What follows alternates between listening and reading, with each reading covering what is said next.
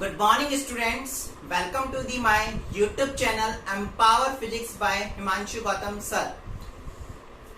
Hello बच्चों, कैसे हो? आई होप आप सब अच्छे होंगे।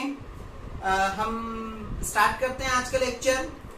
लास्ट लेक्चर में बेटा मैंने आपको पढ़ाया था स्टूडेंट्स कूलाम का नियम, कूलाम्स लॉ हमने पढ़ा था लास्ट लेक्चर में, यानी प्रीवियस लेक्चर में कूलाम्स लॉ पढ़ाया था मैंने। कूलाम्स लॉ की एक कुछ उसकी डायमेंशन पढ़ी थी, उसकी विमा पढ़ी थी अपन ने, देखा था कूलाम्स लॉ क्या होता है, उसका वेक्टर रिप्रेजेंटेशन देखा था, यानी कि उसका सदिश निरूपण किया था। यानी कूलाम के नियम से रिलेटेड पूरा नियम, उससे रिलेटेड जितनी भी सारी चीजें थी हमने लास्ट क्लास में पढ़ी थी। आज की क्लास जो है हमारी वो थोड़ी सी न्यूमेरिकल बेस्ड रहेगी कि कूलाम के नियम से रिलेटेड न्यूमेरिकल किस तरह के हो सकते हैं और उन न्यूमेरिकल को किस तरह से सॉल्व करना है। तो आज का जो हमारा लेक्चर है वो टोटली बेस्ड ऑन न्यूमेरिकल है, यानी कि पूरा न्यूमेरिकल पे बेस्ड रहेगा और बहुत अच्छा और बहुत इंटरेस्टिंग टॉपिक है न्यूमेरिकल। बहुत मतलब इतना अच्छा लगेगा हमें न्यूमेरिकल करके कि हम देखेंगे, उसको सीखना है, आपको सीखोगे बहुत अच्छे से आप उस न्यूमेरिकल को कर पाओगे। ठीक है बच्चों, तो ध्यान से देखना आज का लेक्चर, बोर्ड पे सब देखना मैं कैसा न्यूमेरिकल कर रहा हूँ, क्या किस तरह से इसको अप्लाई करता हूँ। मैंने आपको लास्ट लेक्चर में, मुझे जितना याद है, मैंने आपको एक क्वेश्चन दिया था करने के लिए। लास्ट लेक्चर में बेटा मैंने आपको क्वेश्चन दिया था, क्वेश्चन बहुत ईजी था। मैंने दिया था कोई सुचालक है, सुचालक बोला था, या मैंने कुचालक बोला था, या फिर मैं बोलूं आपको कंडक्टिंग, क्या बोला था मैंने, कंडक्टिंग मटेरियल्स के लिए कोई भी सुचालक है, चालक है, कंडक्टिंग है, उसके लिए मैंने पूछा था आपको कूलाम का नियम क्या होगा, यानी what is the coulombs law for the conducting material, यानी कि सुचालक वस्तु के लिए कूलाम का नियम बताइए तथा के का मान भी बताइए। ये हमने क्वेश्चन दिया था आपको, आप सब बच्चों ने किया होगा, ये कूलाम के नियम पर ही बेस्ड था। हम लोगों को सबसे पहले ये पता होना चाहिए, इसको सॉल्व करते हैं अपन, कि कुचालक पदार्थ या कंडक्टिंग मटेरियल्स के लिए एप्सिलॉन आर की वैल्यू कितनी होती है, आप सबको पता है कितनी होती है बेटा, वो इन्फिनिटी। कितनी होती है? इन्फिनिटी, सबको पता है। तो हम इस पे कूलाम का नियम लगाते हैं। कूलाम का नियम क्या कहता है आपका, F is equal to 1/4 pi epsilon nought. हम यहाँ एप्सिलॉन नॉट लिखते हैं बेटा, लेकिन यहाँ पर आपको सुचालक पदार्थ के लिए लिखना है, तो ये ना निर्वात में है, यानी ना वैक्यूम में है, ना एयर में है, ये मटेरियल में है। तो किसी कंडक्टिंग मटेरियल के लिए कर रहे हो तो एप्सिलॉन नॉट की जगह हम उसको किस में कन्वर्ट कर देंगे, एप्सिलॉन आर में। दैट्स हम लिख सकते हैं Q1 Q2 upon are square. ये क्या हो गया इसके लिए, कूलाम का नियम। सिंपल है, एप्सिलॉन नॉट की जगह क्या आ गया आपका, एप्सिलॉन आर आ जाएगा। सिंपल सी चीज है, वैक्यूम में यानी निर्वात में रखा हो तो निर्वात का लोगे, कुचालक में रखा होगा तो रिलेटिव परमिटिविटी या फिर उसका परावर्तकता ले सकते हैं। ठीक है, तो आपको पता है बेटा एप्सिलॉन आर की वैल्यू कितनी होती है सुचालक यानी कंडक्टिंग पदार्थों के लिए, इन्फिनिटी। तो इसमें पुट करेंगे अपन 1/4 पाई, एप्सिलॉन आर की वैल्यू कितनी पुट कर दिया आपने, infinity, Q1 Q2 upon are square. और बच्चा जानता है 1/r 1/infinity कितना होता है आपका बेटा, सॉरी 1/infinity को क्या बोलते, sorry infinity is equal to कितना होता है आपका, 1/0 होता है। तो 0 कहाँ चला जाएगा, ऊपर। तो F की वैल्यू है वो कितनी आ गई, सिंपल में 0, यानी कि हमारा आंसर जो है, जो बल होगा इस केस में वो कितना अप्लाई होगा आपका, 0। रीजन क्या, क्यों होगा 0, क्योंकि वो कौन सा मटेरियल है, कुचालक पदार्थ, कंडक्टिंग मटेरियल। मैंने आपको बताया था कि 2019 या 18 में हाफ ईयरली में पूछा गया था क्वेश्चन, 1 मार्क्स में पूछा गया था। तो अच्छा क्वेश्चन है, बन जाता है 1 मार्क्स में। तो बहुत सिंपल सा सोल्यूशन है। तो F इक्वल टू कितना आ जाएगा बेटा, सीधा आपके पास 0। ठीक है, मैंने K की वैल्यू और पूछ ली, K की वैल्यू भी निकालना बहुत इजी है। आप जानते हो K इक्वल टू क्या होता है, कूलाम कांस्टेंट है, यानी कूलाम ये था 1/4 पाई, एप्सिलॉन नॉट की जगह क्या हो जाएगा, एप्सिलॉन आर। तो K की वैल्यू कितनी आ गई, 1/4 पाई, एप्सिलॉन आर की जगह इन्फिनिटी। तो इन्फिनिटी इज इक्वल टू क्या बोल सकते हो आप, 1/0। 0 कहाँ चला जाएगा, ऊपर। तो K की वैल्यू कितनी आ गई, 0 सिंपली। तो ये क्वेश्चन का क्या हो जाएगा हमारा आंसर, यानी F की वैल्यू भी कितनी आएगी, 0 आएगी, और K की वैल्यू भी हमारी जो है वो कितनी आएगी, 0 आएगी। इज इट क्लियर बेटा, बात समझ में आ गई? बहुत इजी सा क्वेश्चन था, देख लीजिए आप सब बोर्ड पे। ठीक है बेटो, तो हमारा न्यूमेरिकल था जो मैंने आपको लास्ट क्लास में दिया था। हम आज की क्लास में अब नेक्स्ट न्यूमेरिकल से स्टार्ट करते हैं कि आज की क्लास हम किस तरह के न्यूमेरिकल उठाएंगे। याद करो मैंने आपको बेटा एक चीज बताई थी, समांतर चतुर्भुज का सदिश योग का नियम पढ़ाया था, आपको याद है? मैंने आपको पढ़ाया था बेटा समांतर चतुर्भुज, यानी कि मैंने आपको पैरेललोग्राम लो पढ़ाया था वेक्टर का, सबको याद है? उस पर बस थोड़े से क्वेश्चन उठाते हैं। अब क्वेश्चन क्या है मैं आपको दे रहा हूँ, देखना ध्यान से सुनना। क्वेश्चन है किसी समबाहु त्रिभुज की भुजा ए माना कितनी है, स्मॉल आर है। क्वेश्चन ले रहा हूं, एक समबाहु त्रिभुज दे रखा है जिसकी भुजाएं कितनी है, माना स्मॉल आर है, ठीक है, तथा इसे समान आवेश Q से आवेशित किया गया है, आवेशित किया गया है, तो बिंदु A पर परिणामी बल ज्ञात कीजिए। बेटा सब क्वेश्चन देखिएगा। किसी समबाहु त्रिभुज की भुजाएं माना स्मॉल आर है तथा इसे समान आवेश स्मॉल q से आवेशित किया गया है, तो बिंदु A पर परिणामी बल ज्ञात करना है। Quadrilateral, English medium, quadrilateral triangle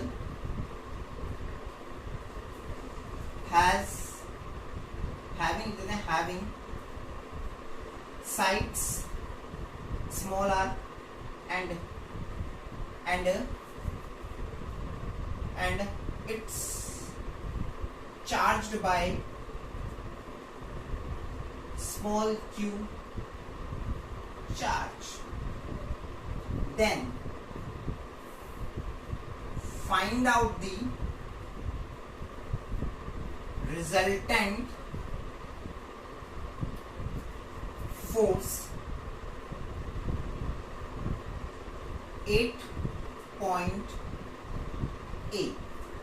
यानी कि आपको क्या है, एक क्वाड्रिलेटरल ट्राइंगल यानी एक समबाहु त्रिभुज दे रखा है, समबाहु त्रिभुज दे रखा है, उसकी जो भुजा है उसकी साइड से वो सारी क्या दे रखी है, स्मॉल आर, और उसकी तीनों साइड्स पर जो कोने हैं उस पर क्या दे रखा है बेटा, जो आवेश है वो दे रखा है आपको स्मॉल क्यू आवेश, यानी समान आवेश, यानी जो चार्ज है आपको क्या दे रखा है, स्मॉल क्यू चार्ज दे रखा है। तो आपको क्या बोला गया है कि किसी एक पॉइंट, इस क्वेश्चन में थोड़ा चेंज कर सकता हूँ, इस क्वेश्चन में तो बोला गया आपको कि पॉइंट ए पर आपको क्या निकालना है बेटा, पॉइंट ए पर आपको परिणामी बल निकालना है। लेकिन मैं अगर ये बोलूँ कि किसी भी पॉइंट पर, उस त्रिभुज के किसी भी पॉइंट पर आपको क्या निकालना है, परिणामी बल निकालना है, यानी कि जो आपको क्वाड्रिलेटरल ट्राइंगल है उसकी आपको यहाँ बोला गया है 8 पॉइंट ए पर आपको फाइंड आउट करना है रिजल्टेंट फोर्स। अगर मैं बोलूँ कि पॉइंट ए नहीं, मैं किसी भी एनी पॉइंट पे क्या करना चाहता हूँ, रिजल्टेंट फोर्स फाइंड आउट करना चाहता हूँ, तो उसके लिए भी आप किस तरह से अप्लाई करोगे मैं आपको वो सिखाता हूँ। मैं क्वेश्चन मिटा रहा हूँ बेटा क्योंकि हम इसको सॉल्व करेंगे। देखना, एक क्वेश्चन है, मैं आपको बता रहा हूँ किस तरह से सॉल्व करना है बेटा। ये क्वेश्चन समझ में आ गया, आपको सारे के सारे फंडे क्लियर हो जाएंगे। सोल्यूशन देखना बेटा, सोल्यूशन, ठीक है, सिंपल सा। तो हमने क्या बना दिया, एक ये क्वाड्रिलेटरल ट्राइंगल बना दिया, यानी समबाहु त्रिभुज बना दिया। समबाहु त्रिभुज या क्वाड्रिलेटरल ट्राइंगल की कंडीशन आपको पता है क्या होते हैं, तीनों एंगल जो है वो क्या होते हैं, सेम होते हैं। तीनों एंगल आपके जो है कोण कितने होते हैं, 60 डिग्री के होते हैं। बात समझ में आ रही है? तो मैंने इसका पॉइंट ए में यहाँ बनाता हूँ, इसको थोड़ा सा गैप में बना लेते हैं अपन। तो अपन ये ट्राइंगल यहाँ बना दिया कुछ इस तरह से, ठीक है बेटा, ध्यान से देखना। इसको मैंने पॉइंट ए बोल दिया, इसको मैंने पॉइंट बी बोल दिया, इसको मैंने पॉइंट सी बोल दिया। सब पे जो चार्ज है आपका वो कितना है, स्मॉल क्यू, बहुत अच्छे। इस पे भी स्मॉल क्यू, इस पे भी स्मॉल क्यू, इसमें भी स्मॉल क्यू। बेटा सब पे पॉजिटिव है यानी धनात्मक है। साइड्स कितनी हो गई इसकी ये स्मॉल आर, ये भी स्मॉल आर और ये भी स्मॉल आर, क्वेश्चन में गिवन है। तो आपको बोला गया है पॉइंट ए पर आपको क्या करना है, पॉइंट ए पर जो है हमें क्या करना है बेटा, परिणामी बल यानी रिजल्टेंट फोर्स फाइंड आउट करना है। तो देखो हम इसको कैसे करेंगे, आपको पता है ये जो एंगल्स हैं ये कितने हो जाएंगे, सिंपली 60 डिग्री, ये भी 60 डिग्री हो जाएगा, ये भी 60 डिग्री हो जाएगा। क्यों? क्योंकि समबाहु त्रिभुज यानी क्वाड्रिलेटरल ट्रायंगल है। ठीक है, अब देखो अपन करते हैं कैसे सॉल्व करेंगे इसको। अब ए पे निकालना है, तो ए पर कौन कौन सा फोर्स लग रहा होगा, एक तो बी लगा रहा होगा, बी पे भी क्या बैठा है, एक चार्ज बैठा है क्यू, एक सी पे भी जो है वो क्या बैठा है, एक चार्ज बैठा है क्यू। तो ये दोनों जो है वो पॉइंट ए पर क्या लगा रहे होंगे बेटा, फोर्स लगा रहे होंगे क्योंकि जुड़े हुए हैं इससे जुड़े हुए हैं, तो ये क्या कर रहे होंगे, इस पे फोर्स लगा रहे होंगे। तो देखो फोर्स ऐसे कैसे लगा रहे होंगे, हम देखते हैं। ए पर फोर्स लग रहा है बी से, यानी कि at point A due to point B के कारण से ए पर लगने वाला फोर्स क्या होगा, क्यू। इनके बीच में क्या होगा बेटा, सेम चार्ज है, क्या होगा, रिपल्शन होगा, यानी इनके बीच में क्या करेंगे, एक दूसरे को प्रतिकर्षित करेंगे। तो ये क्यू है, ये इसकी ओर आना चाहेगा इस पर फोर्स लगाने के लिए, ये क्या होगा, प्रतिकर्षित होगा, यानी बल कहाँ लग जाएगा, इस तरफ लग जाएगा। मैंने आपको बहुत सिखाया इसको। तो एक तरफ एक फोर्स लग जाएगा, इस फोर्स का नाम क्या दे देंगे अपन, एफ। क्या बोल देंगे, ए पर लगा है किसके कारण से, बी के कारण से, यानी ए पर 8.8 ड्यू टू बी पर बी के कारण लगा है, उसको मैंने क्या बोल दिया, वेक्टर लगा दिया, एफ ए बी वेक्टर। ठीक है बेटा, मैं ये जो कॉन्सेप्ट बता रहा हूँ सॉल्व करने के लिए बहुत इजी बना देता है क्वेश्चंस को, चाहे फिर इसमें प्लस क्यू हो माइनस क्यू हो, अब कुछ नहीं देखना, आप बस मेरे कॉन्सेप्ट को फॉलो करो, आपके सारे बुक के क्वेश्चन सॉल्व हो जाएंगे, इवन बुक के बाहर के भी सारे क्वेश्चन सॉल्व हो जाएंगे। ठीक है, एफ ए बी हो गया, ए पर सी के कारण प्लस क्यू 8.8 ड्यू टू सी लगा रहे हो, तो क्या होगा बेटा, सी के कारण लग रहा है, तो ये भी प्लस क्यू, ये भी क्यू, इसकी ओर फोर्स लगाने के लिए आएगा, लेकिन सेम चार्ज के कारण ये भागेगा, तो फोर्स कहाँ लग जाएगा इस पर, इसका फोर्स लग गया इस डायरेक्शन में, जिसको आप नाम दे दोगे क्या, एफ ए पर लगा है ड्यू टू सी। ठीक है, तो ये आपका फोर्स लग गया। तो देखो अपन इसको सॉल्व करते हैं, क्या लिखेंगे अपन, बिंदु ए पर बिंदु बी के कारण लगने वाला बल, यानी कि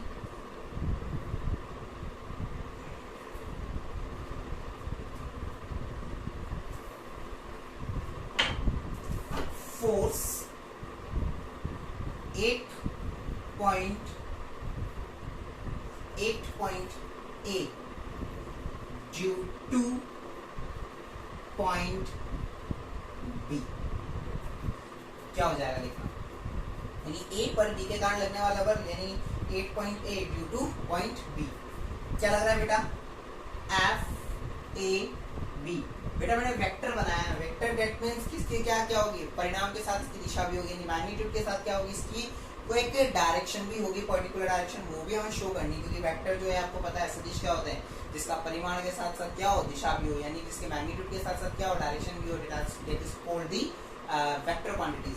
तो एफ ए बी वेक्टर क्या हो जाएगा देखना, आपको पता है कुलाम लॉ लगाना है, कुलाम लॉ क्या होता है आपका सिंपल सा, एफ इज इक्वल टू के Q1 Q2 upon are square, इसी को अपन को अप्लाई करना है। ठीक है, तो एफ इज इक्वल टू के,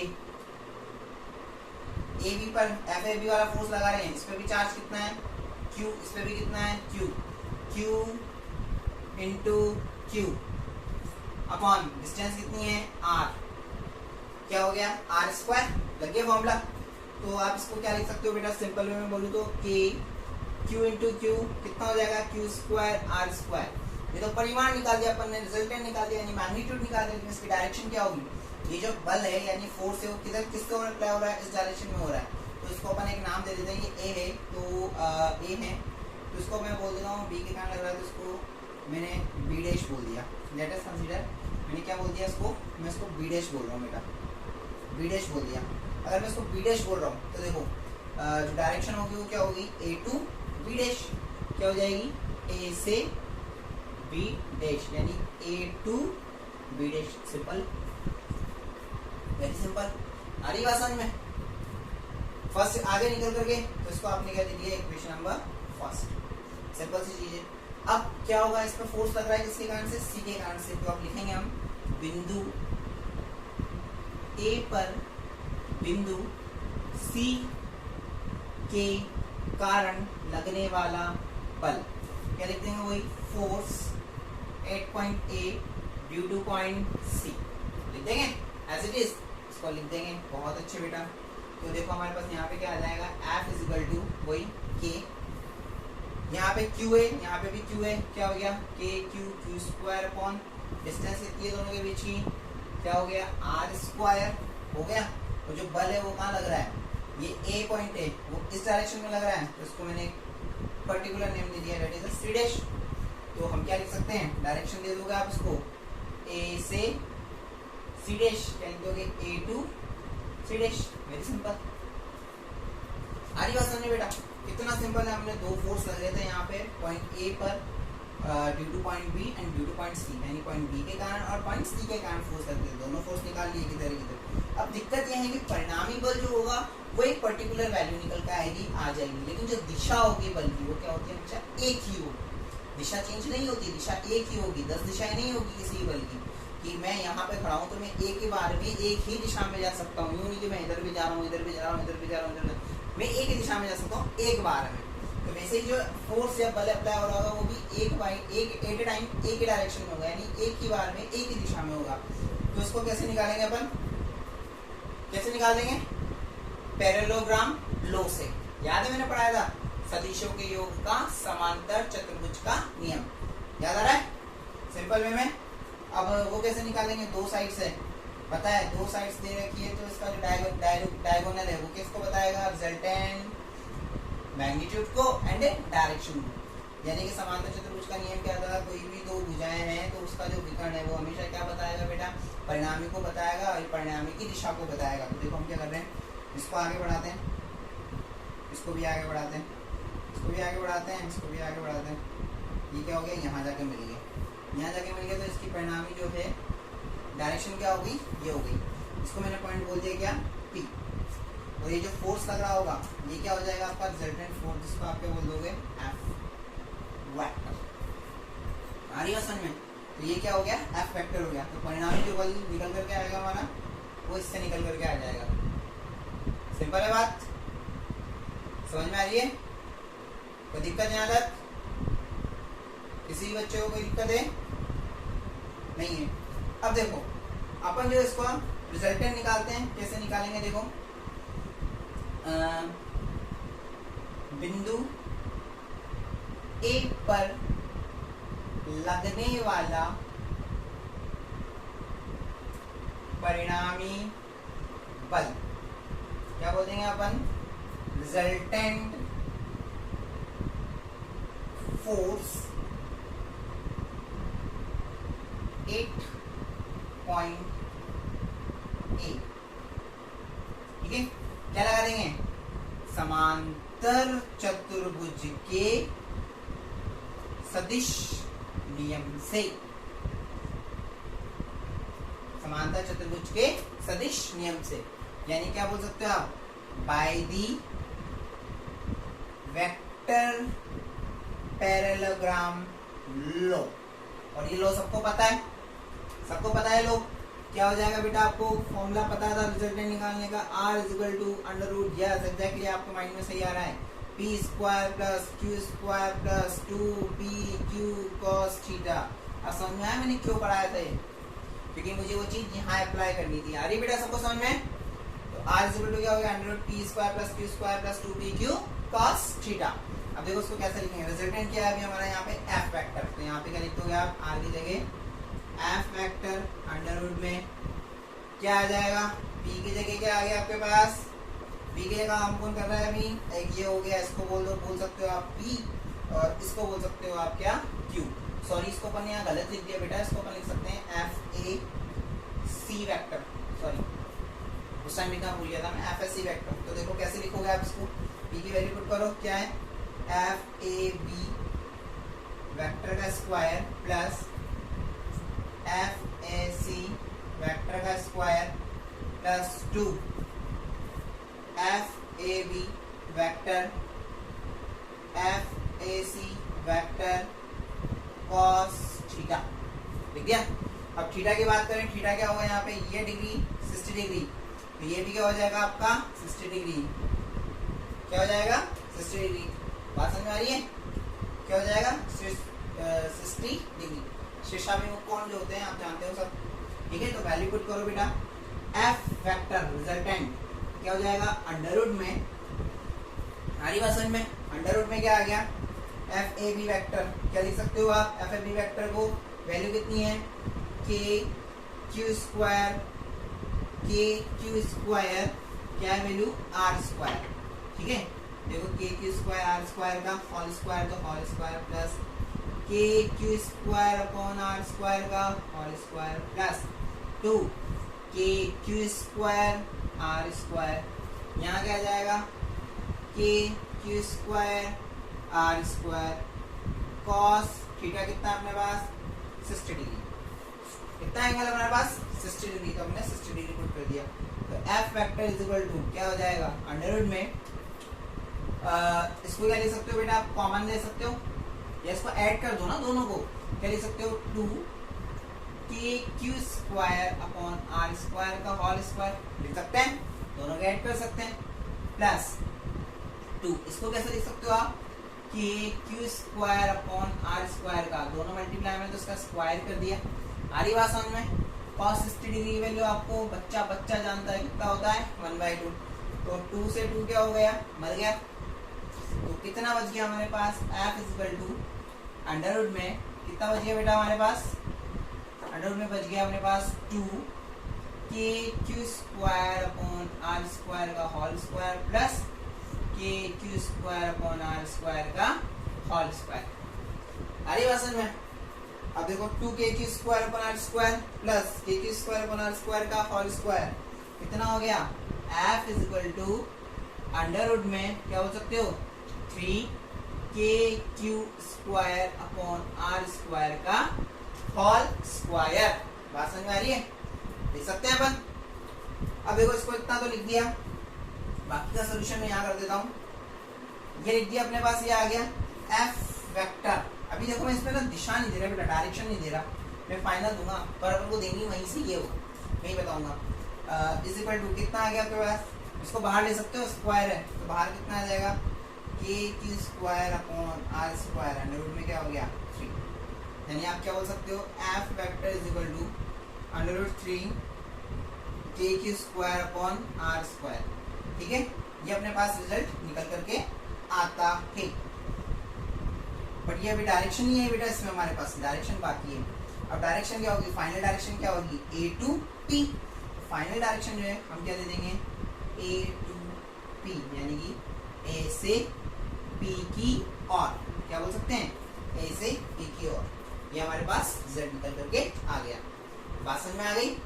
इस तरह से हमने इसको सॉल्व किया है, बहुत इजी तरीके से हमने और इजी मेथड से हमने इसको सॉल्व किया है, आप सब बच्चे बोर्ड पे देख लीजिए और ध्यान से देखिए इसको, अपने हाथों से एक बार नहीं 2 बार कीजिए, क्योंकि ऐसे क्वेश्चन आपके बोर्ड्स में पूछे जाते हैं, 2 नंबर 3 नंबर में इजीली पूछ ले जाते हैं।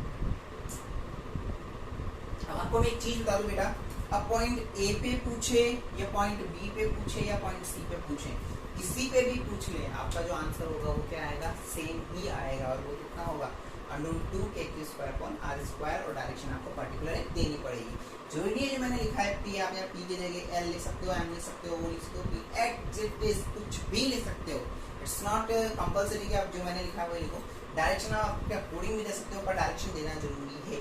और मैं आपको एक चीज बता दूं कि हमारे को मैं अभी एक क्वेश्चन कराऊंगा जिसमें माइनस लूंगा, मैं साइन चेंज करूंगा, लेकिन फिर भी मैं साइन उठाऊंगा नहीं, बस मैं इस मेथड को फॉलो करूंगा, तो मेरा क्वेश्चन जो अपने आप बिल्कुल सही होता हुआ चला जाएगा, ना मुझे प्लस उठाना है ना मुझे माइनस उठाना है, मुझे बस क्वेश्चन करना है इस मेथड के अकॉर्डिंग, ठीक है। और इसकी आप डायरेक्शन बेटा जो ए टू पी है वो यहाँ से दे सकते हो, यहाँ से आपको पूरा कंटिन्यूसली देना है, ए टू पी, यहाँ पे भी ए टू पी, यहाँ पे भी ए टू पी, यहाँ पे भी ए टू पी, यहाँ पे भी ए टू पी आ जाएगा, और यहाँ पे भी ए टू पी मैंने फाइनल दे दिया, तो ये इसका क्या हो गया, सोल्यूशन हो गया।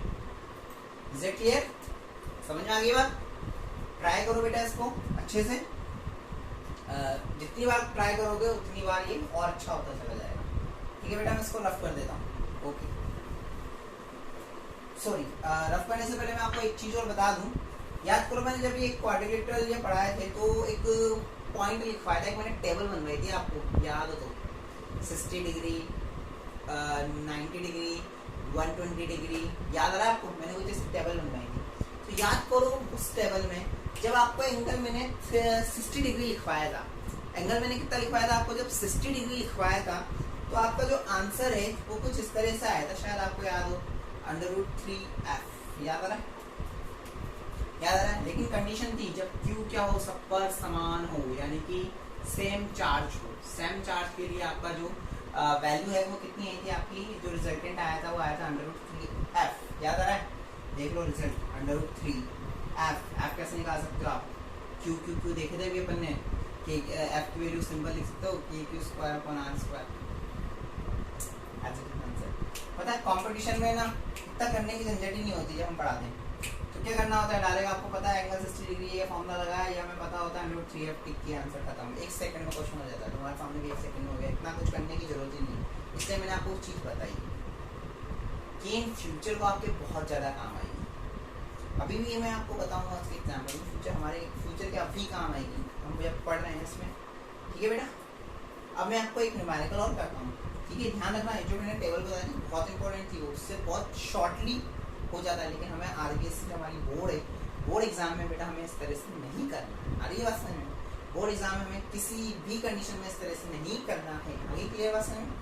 हमें बस पूरे मेथड को फॉलो करना है और मेथड फॉलो करते हुए आंसर निकालना है।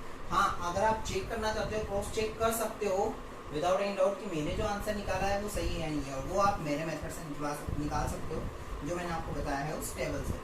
पर वो टेबल भी एक ही कंडीशन पे अप्लाई है, ध्यान रखना, हर किसी के लिए अप्लाई नहीं है। जब चार्ज जो है वो सब पे क्या होगा, सेम होगा, तब वो के जो हमारी टेबल है वो क्या होगी, बिल्कुल सही होगी, और उसके थ्रू आप आंसर फाइंड आउट कर सकते हो, निकाल सकते हो। ठीक है, एक चीज बता दूं, बच्चों के थोड़े कंफ्यूजन आते हैं कि सर हिंदी इंग्लिश मीडियम का सेम चल रहा है, तो हम थोड़े कंफ्यूज हो जाते हैं। जो बेटा हिंदी मीडियम से हैं उनको इंग्लिश मीडियम के वर्ड से कोई मतलब नहीं होना चाहिए, और जो इंग्लिश मीडियम से हैं उनको हिंदी वाले वर्ड से कोई मतलब नहीं होना चाहिए। आप सुनो ही मत हिंदी, आप बस इंग्लिश सुनो, जो इंग्लिश वर्ड यूज हो रहा है आप सिर्फ उस वर्ड पे ध्यान दीजिए।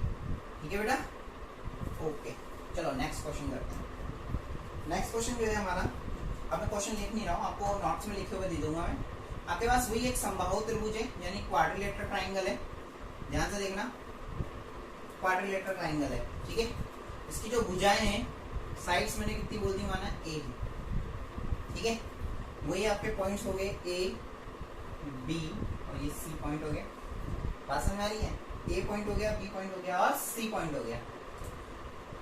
इसमें जो चार्ज है कुछ इस तरह से है, इस पर प्लस क्यू चार्ज है, इस पर माइनस क्यू चार्ज है, और इस पर प्लस क्यू चार्ज है। देखो क्वेश्चन डिफरेंट कर दिया, चार्ज सेम है लेकिन यहाँ पे प्लस है, यहाँ माइनस है, यहाँ प्लस है। और आपको फिर से बोला गया है आपको पॉइंट ए या पॉइंट बी या पॉइंट सी, किसी में भी फाइंड आउट करो, रिजल्ट सेम ही आएगा। ये मैं पहले आपको बता दूं, सब पे रिजल्ट सेम आएगा। या बिंदु ए पर आपको क्या करना है बेटा, परिणामी बल ज्ञात करना है, यानी रिजल्टेंट फोर्स फाइंड आउट करना है। बात समझ में आ रही है? चलो स्टार्ट करते हैं। पहले ही स्टार्ट करूंगा मैं, कैसे? मैंने पॉइंट ए देखा, पॉइंट ए पर किस के कारण फोर्स लग रहा है, बी के कारण लग रहा है, सी के कारण लग रहा है। सबसे पहले सी के कारण देख लेता हूँ, इजी है, पास पड़ रहा है, पास दोनों ही है, सेम ही है सर, कोई दिक्कत वाली बात नहीं है, समबाहु त्रिभुज है, साइड सेम है, तो यहाँ से जाओ चाहे यहाँ से जाओ, जाना एक ही सही है। और आपको क्या है ना सर, आप इसलिए उठा रहे हो, हमारे माइंड में आएगा यहाँ प्लस है सर, इसलिए आपको इजी लग रहा है। बेटा मैं यहाँ से भी उठा सकता हूँ, यहाँ से भी उठा सकता हूँ, मेरे लिए सब कुछ इजी है। प्लस प्लस क्या होगा इनके बीच में, प्लस प्लस क्या होगा इनके बीच में, प्लस प्लस क्या होगा इनके बीच में, प्रतिकर्षण, रिपल्शन, यानी पॉजिटिव पॉजिटिव के बीच में क्या होगा, रिपल्शन, यानी कि ए पर जो फोर्स लगेगा ड्यू टू सी, यानी ए पर जो है बिंदु सी के कारण जो बल लगेगा वो क्या लगेगा, वो इधर लगाएगा, लेकिन क्यू सेम प्रॉपर्टी होने के कारण, यानी सेम चार्ज होने के कारण इससे दूर भागेगा, इस पे जो बल है वो किस डायरेक्शन में लग जाएगा बेटा, इस डायरेक्शन में लग जाएगा। और इस बल का नाम क्या होगा, आज आपके पास बल का नाम भी पता है, एफ ए सी, यानी स्पोर्ट्स के जो नाम नहीं होगा उसको बोल सकते हो आप एफ ए सी वेक्टर। बात समझ में आ गई? कोई दिक्कत किसी भी प्रकार की नहीं है? बहुत अच्छे समझ में आ रहा है सर, मजा आ गया, इजी बना दिया आपने क्वेश्चन को सारे। ए पर किसके कारण, बी के कारण, यानी ए पर जो फोर्स लग रहा है वो किसके कारण लग रहा है, ड्यू टू बी। अब देखो यहाँ प्लस का क्यू है या माइनस का क्यू है, जो बल लगेगा वो किस कैसे नेचर का होगा इस बार सर, प्लस माइनस क्या होगा इनके बीच में, आकर्षण। बेटा बहुत सही बोल रहे हैं, आकर्षण होगा, बिल्कुल करेक्ट है। आकर्षण होगा, यानी कि इनके बीच में अट्रैक्शन होगा, क्योंकि अपोजिट चार्ज है, प्लस एक माइनस है, इनके बीच में क्या होगा बेटा, अट्रैक्शन होगा। जैसे अट्रैक्शन होगा तो ये इसकी ओर आना चाहेगा, ये इसकी तरफ भाग जाएगा, यानी कि इस पे जो फोर्स अप्लाई होगा वो कितना होगा, एफ ए बी वेक्टर, और डायरेक्शन क्या हो जाएगी इधर, क्योंकि इनके बीच में कौन सा फोर्स लगा है, अट्रैक्शन फोर्स, यानी कि आकर्षण बल। तो एक इधर चला गया, इस बार एक इधर चला गया। आपको निकालना है बेटा रिजल्टेंट, फिर से रिजल्टेंट निकालने के लिए वही लफड़ा, एक इधर जा रहा है, इधर जा रहा है, रिजल्टेंट कैसे निकालें। तो हमारा जो पैरेललोग्राम लो है, यानी समांतर चतुर्भुज का नियम है, वो यहाँ पे काम आ जाता है। कैसा जाता है, आप क्या करोगे, इसको आगे बढ़ाओगे, इसको भी आगे बढ़ाओगे, इनको भी आगे बढ़ाओगे, यहाँ कहीं ये मिल रहे हैं, इनका यहाँ कहीं मिलन हो रहा है, वहीं पे हमारी क्या है, रिजल्टेंट डायरेक्शन, वही हमारी क्या है बेटा, रिजल्टेंट डायरेक्शन है। तो आप इसको ए से भी बढ़ा सकते हो, ये से बढ़ेंगे तो इनकी कहीं ना कहीं रिजल्टेंट डायरेक्शन हो जाएगी, रिजल्टेंट डायरेक्शन होते ही क्या हो जाएगा, ये इस तरह से कुछ बन जाएगा। ठीक है, तो अच्छी बात है, रिजल्टेंट मिल गया। रिजल्टेंट यानी कि मैं क्या बोल सकता हूँ, इस पर रिजल्टेंट फोर्स एफ मिल चुका है हमें। बात समझ में आ गई। अब अप्लाई करते हैं सोल्यूशन निकालते हैं। अब जब सोल्यूशन निकालेंगे तो सोल्यूशन निकालने के लिए देखो अब क्या करेंगे, अपन सोल्यूशन निकाल दिया तो अब देखो पॉइंट ए पर, यानी बिंदु ए पर बिंदु बी के कारण लगने वाला बल क्या लिखूंगा मैं, force 8.8 due to point B. ठीक है, क्या हो जाएगा, इसको पहले लिख लेते हैं, एफ ए बी वेक्टर। सबसे पहले मैंने लिख दिया कूलम्ब फोर्स, कूलम्ब बल क्या होता है, मैं वो भी लिख दूंगा। सबसे पहले चार्ट से है तो के क्यू क्यू क्यू और क्यू, क्या हो गया, क्यू क्यू क्यू स्क्वायर, क्या हो जाएगा, q square upon are square. ये सर एक प्लस है माइनस तो लिया ही नहीं आपने बेटा, मैं वही तो कह रहा हूँ, मेरी जो टेक्निक है ये, इसमें प्लस और माइनस का मुझे कोई मतलब नहीं है, मैं डायरेक्शन दूंगा। अगर आप सदिश में डायरेक्शन दे रहे हो तो आपको माइनस प्लस देने की जरूरत नहीं है, क्योंकि मैं दिशा दूंगा। इसमें बल की दिशा क्या होगी, इस तरफ। तो ये कहाँ से कहाँ जा रहा है, ए से बी की ओर जा रहा है, तो डायरेक्शन क्या लिख दी मैंने, ए से B, simply A to B. Is it clear, इतना सिंपल बना दिया। देखो मैंने न प्लस से मतलब ना माइनस से, कोई सा भी क्वेश्चन उठा लो इस मेथड से बहुत इजी होने वाला है, होने वाला है, नहीं हो गया है मान के चलो आप। आ रही बात समझ में, किसी को कोई दिक्कत, चार से हमें माइनस है कोई मतलब नहीं है, हमें डायरेक्शन देनी है बस, प्लस हो कि माइनस हो कि सारे माइनस हो कि सारे प्लस हो, हमें डायरेक्शन देनी है बस। आगे बात समझ में, चलो इतना सॉल्व हुआ। अब क्या निकालना है, बिंदु ए पर बिंदु, अब किसके कारण निकालोगे, सी के कारण लगने वाला बल, यानी कि force 8.8 due to point C. आधी बात समझ में, निकालोगे। सबसे पहले तो अपन क्या लिख देंगे, F A C vector is equal to Coulomb force के, ये भी q k Q square upon are square. बात समझ में आ गई, k Q square upon are square. और डायरेक्शन की बात करते हैं, डायरेक्शन क्या हो जाएगी, ये इधर है, इस पे फोर्स किस तरफ लग रहा है, तो उसको अपन ने एक नाम दे दिया है, सी डैश बोल देते हैं, कुछ भी बोल दो। तो क्या हो गया, ए से सी डैश, यानी क्या बोल सकते हैं आप, ए टू सी डैश। अब आपको क्या निकालना है बेटा, रिजल्टेंट फोर्स, क्या लिखोगे आप, रिजल्टेंट फोर्स 8.8, यानी बिंदु ए पर परिणामी बल। आ रही बात समझ में सबको, देखो सेम प्रोसेस है, बस वैल्यू डिफरेंट है थोड़ी सी साइन के कारण, पर प्रोसेस सेम ही। ठीक है, बिंदु ए पर परिणामी बल निकाल रहे हैं हम, किसके कारण से, सबके कारण से परिणामी निकल रहे हैं, रिजल्टेंट। तो रिजल्टेंट का फॉर्मूला आपको पता है, क्या लगाओगे आप, बाय दी पैरेललोग्राम लो, या फिर समांतर चतुर्भुज के सदिश नियम से। नियम क्या हो जाएगा, r इज इक्वल टू, क्या लिख सकते हो, अंडर रूट में क्या लिख दोगे, अंडर रूट में p square plus q square plus 2pq cos theta. r is equal to, p का काम कौन कर रहा है अभी, p का काम कर रहा है हमारे पास ये, और q का काम कर रहा है ये। तो वैल्यू पुट करेंगे अपन, एफ ए बी वेक्टर का square plus F A C vector का square plus 2 F A B vector F A C vector cos theta की बात कर लेते हैं। ये एंगल थीटा है, तो ये एंगल कितना हो जाएगा बेटा, आप सबको पता है मैथ्स के अकॉर्डिंग कितना हो जाएगा 120।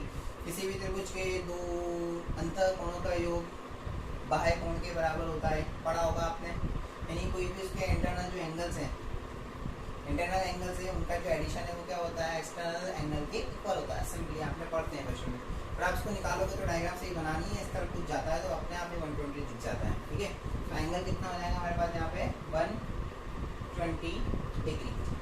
एंगल बेटा यही निकल के आएंगे, या तो 60 होगा या 120 डिग्री होगा। आपको पता है मैंने यही एंगल निकलवाए हैं, या 90 होगा आपके पास एंगल। इसके अलावा और कुछ आएंगे नहीं, अपने सिलेबस में नहीं है, आपके सिलेबस में आते भी नहीं है, इस टाइप के क्वेश्चन बनेंगे भी नहीं, क्योंकि फिर एंगल फाइंड आउट नहीं होता बेटा। तो या तो एंगल 60 होने वाला है, 120 होने वाला है, या 90 होने वाला है, सिंपल सी चीज। ठीक है, r equal to values put कर देते हैं। वैल्यूज क्या होगी, k² upon r square.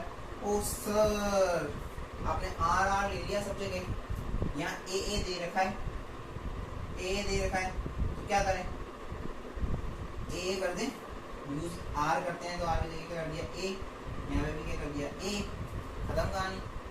a कर देते हैं, कोई दिक्कत वाली बात नहीं है। तो क्या कर दिया अपन ने, यहाँ पे इसको लिख दिया k² अपॉन a स्क्वायर का होल स्क्वायर, प्लस यहाँ पे लिख देंगे एफ वेक्टर की जगह k² अपॉन a स्क्वायर का होल स्क्वायर। आज बेटा बात समझे सबको, बहुत इजी बना दिया हमने क्वेश्चन। प्लस 2 इसकी जगह भी लिख दिया आपने k² अपॉन a स्क्वायर का होल स्क्वायर नहीं आएगा, k² upon a square cos 120 degree. ठीक है, r इज इक्वल टू हमारे पास हो जाएगा अंडर रूट में, ये तो कितना हो गया पहले की तरह 2k² अपॉन a स्क्वायर का होल स्क्वायर, प्लस ये हो गया आपके पास 2k² अपॉन a स्क्वायर का होल स्क्वायर। cos 120 की वैल्यू आप सबको पता है कितनी होती है बेटा, -k/1/2। आप सब जानते हो कितनी हो जाएगी वैल्यू, -1/2। ये 2 से 2 मर गया, 2 से 2 मर गया, तो r इज इक्वल टू कितना बच गया हमारे पास अंडर रूट में 2k² अपॉन a स्क्वायर, और ये प्लस है ये माइनस है, माइनस के कितना आ गया k² अपॉन a स्क्वायर का होल स्क्वायर। दो में से एक गया तो कितना बच गया, सबको पता है अंडर रूट में कितना बच जाएगा k² अपॉन a स्क्वायर का होल स्क्वायर। दो में से एक गया तो कितना बचा, सब तो एक ही बचता आ रहा है, तो इसका स्क्वायर बाहर निकाल लेंगे तो a कितना आ जाएगा आपके पास k² अपॉन a स्क्वायर। ये हमारे पास रिजल्टेंट निकल करके आ गया। रिजल्टेंट बोल सकते हो या आप इसको फोर्स भी बोल सकते हो बेटा, f वेक्टर के नाम से भी आप इसको डिनोट कर सकते हो चाहो तो, या फिर रिजल्टेंट जो है वो भी f वेक्टर ही बता रहे हैं, तो k² अपॉन a स्क्वायर आपने इसको बोल दिया। अभी ये इनकम्प्लीट है, क्यों, क्योंकि अभी हमने डायरेक्शन दी। डायरेक्शन क्या हो जाएगी बेटा, a, इसको पॉइंट नाम दे दिया हमने, क्या एक नाम दे दिया पॉइंट p। जैसे आप इसको पॉइंट p बोलोगे तो रिजल्टेंट क्या आ जाएगा हमारा a से p, या क्या हो सकते हो a to p। सिंपल सी चीज है, कितनी आ जाएगी a to p या a से p, और ये सब जगह दो फिर डायरेक्शन आप a to p यहाँ से चालू हो जाओ, a to p, a to p, a to p, a to p, a to p, यहाँ पे बस क्या हो गया आंसर। अब फिर से मैं बोलूँगा, फिर से टेबल पे जाओ, टेबल पे देखो जहाँ आपके पास एंगल 120 डिग्री था वहाँ पे आपके पास रिजल्ट जो था वो कितना था, आपके पास रिजल्ट था r इज इक्वल टू सीधा f। तो यहाँ पे भी r is equal to resultant कितना आ गया f, क्या है इनके बीच में लगने वाला फोर्स कितना हो जाएगा k² अपॉन a स्क्वायर। खत्म क्वेश्चन, एक सेकंड में क्वेश्चन खत्म हो गया सर। आप देखिए सब बच्चे, एक सेकंड में क्वेश्चन खत्म हो गया, इतना बड़ा करने की जरूरत ही नहीं पड़ी हमें। सबको बात समझ में आ रही है, कोई दिक्कत किसी प्रकार की नहीं है। चलो बहुत अच्छे बेटा, सब क्वेश्चन देख लीजिए, आंसर देख लीजिए, बहुत सिंपल था। चलो ठीक है, अब मैं आपको एक क्वेश्चन, आगे बढ़ते हैं अपन, एक क्वेश्चन और मैं आपको दे रहा हूँ करने के लिए, आपका होमवर्क है, आपको करना है बेटा। इस तरह की क्वेश्चन की आपको प्रैक्टिस करनी है। बुक में आपके क्वेश्चन दिए हुए हैं, आपको एग्जाम्पल्स में मिल जाएंगे, आपको एक्सरसाइज में मिल जाएंगे, आपको करने हैं बेटा सारे क्वेश्चन, उठाना करना। बाकी क्वेश्चन मैं धीरे धीरे करवा रहा हूँ आपको, ठीक है बेटा, ओके। Let's start. तुम्हारा क्वेश्चन आ रहा है। ओके, क्वेश्चन देता हूँ मैं आपको। एक सिंपल सा है कि एक ट्राइंगल दे रखा है मैंने आपको, वही क्वाड्रिलेटरल ट्राइंगल, यानी कि मैं क्या बोल रहा हूँ, इसको समबाहु त्रिभुज दे रखा है। इसकी भुजा है ये ए बोल दिया, इसको बी बोल दिया, इसको मैंने सी बोल दिया। ध्यान से देखना, ए बी सी हो गए। इस पर चार्ज ए माना प्लस के टू क्यू, प्लस के टू क्यू। इस पे चार्ज ए माइनस क्यू, इस पे माना माइनस क्यू, इस पे भी माना माइनस क्यू, इस पे भी मैंने माना कितना माइनस क्यू। तो आपको क्या करना है, समबाहु त्रिभुज वही आपका क्वाड्रिलेटरल ट्राइंगल है, तो बिंदु ए पर परिणामी बल निकालना है, यानी कि 8 point A you have to find out the resultant force. Okay, 8 point है इस पॉइंट ए पर, और ये आपको सब दे रखा है स्मॉल आर स्मॉल आर। तो आपका ये होमवर्क है, आपको ये क्वेश्चन करना है बेटा। आगे बात समझ में, मेथड को फॉलो करना, आपका आंसर इजीली निकल करके आ जाएगा, कोई प्रॉब्लम नहीं आएगी आपको। ठीक है, कोई प्रॉब्लम यहाँ तक नहीं है। एक क्वेश्चन और दे रहा हूँ मैं आपको, ये भी आपको घर पे ही करना है, ट्राई करना। एक आपको वर्ग दे रखा है बेटा, क्या दे रखा है, वर्ग। ये आपको एक वर्ग दे रखा है, यानी कि एक स्क्वायर दे रखा है। क्या दे रखा है आपको, एक स्क्वायर दे रखा है। ये मत देखना कि ये रेक्टेंगल यानी आयत दिख रहा है, आपको स्क्वायर दे रखा है, मैं बोल रहा हूँ। तो इसमें आपको पॉइंट दे दिए गए बेटा, इसको बोल दिया ए, इसको बोल दिया बी, इसको बोल दिया सी, इसको बोल दिया डी। इस पे बोल दिया पॉइंट चार्ज क्यू है, इस पे बोल दिया पॉइंट चार्ज क्यू है, इस पे बोल दिया पॉइंट चार्ज क्यू है, इस पे बोल दिया मैंने पॉइंट चार्ज क्यू है। ठीक है, सब पे मैंने चार्ज कितना दे दिया आपको, क्यू क्यू क्यू दे दिया, ए बी सी डी। ठीक है, और ये जो इसकी साइड से तो मैंने कितनी बोल दी, माना सारी ए है, ए मार दी मैंने। ठीक है, इसकी जो साइड से इसकी भुजाएं कितनी है, ए है। तो आपको क्या करना है, बिंदु बी पर परिणामी बल ज्ञात करना है, यानी 8 पॉइंट बी। आपको क्या करना है, रिजल्टेंट फोर्स फाइंड आउट करना है। देख लीजिए, आप ये दो क्वेश्चन है आपके, दोनों के दोनों क्या है, आपके होमवर्क है बेटा। आप करोगे उसके क्वेश्चन करना, मुझे आंसर सोल्यूशन सेंड कर देना। आगे बात समझ, इसी कॉन्सेप्ट को फॉलो करना और आपका ये निकल करके आ जाएगा। ठीक है बेटा, तो ये हमारे जो इस कुलाम्स लॉ पे एक टाइप के न्यूमेरिकल्स है, कुछ सिंपल वे में जो हमारे आगे बहुत आएंगे, हमें इसका यूज आना चाहिए, कैसे इसको सॉल्व करते हैं। तो मैंने आपको इस लेक्चर में सिखाया है।